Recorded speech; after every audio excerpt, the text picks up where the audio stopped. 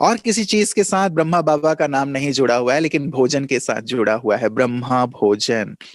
संपूर्णता की जो हमारी यात्रा है, आधी यात्रा केवल इस एक धारणा से पूर्ण हो जाएगी, यदि हम योग युक्त होकर भोजन बनाएं और योग युक्त होकर खाएं।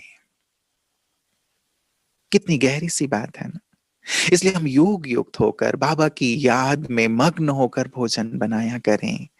मेरा भी कल्याण है, जो खाने वाले हैं उनका भी कल्याण है। तो जो भोजन मैंने खाया, कम से कम 16 से 18 घंटे वो मेरे अंदर रहता है। अब जिन संकल्पों में मैंने खाया है, यदि याद में खाया है, मुझे योग युक्त रहने में वो मदद करेंगे। यदि मैं टीवी देखते हुए खा रहा हूं, दुनियावी समाचार सुनते हुए खा रहा हूं, गपशप करते हुए खा रहा हूं, वो वाइब्रेशंस गपशप वाले मुझे गपशप की ओर ही खींचेंगे। उसका प्रभाव जो अंदर है वो आत्मा पर, मन पर पड़ता है।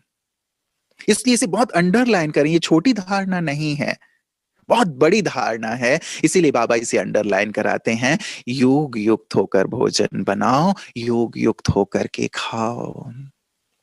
15 मिनट की बात है। सारे दिन तो मैं बोलता रहता हूं, 15 मिनट। क्या मैं बाबा की याद में मौन रह करके भोजन नहीं कर सकता? यदि आपको पीएम के साथ बैठकर भोजन करने का अवसर मिले, सीएम के साथ बैठकर भोजन करने का अवसर मिले, आप कितना प्राउड फील करते हैं। और यहां भगवान ऑफर करते हैं कि तुम मेरे साथ बैठकर भोजन करो, मेरी गोद में बैठ करके भोजन करो, कितना आनंद आएगा भगवान के साथ। एक एक गिट्टी, एक गिट्टी जैसे मैं अपने पिता को खिला रहा हूं, पिता एक गिट्टी मुझे खिला रहे हैं। एक गिट्टी मैंने अपनी माँ को खिलाया, माँ ने मुझे एक गिट्टी खिलाया।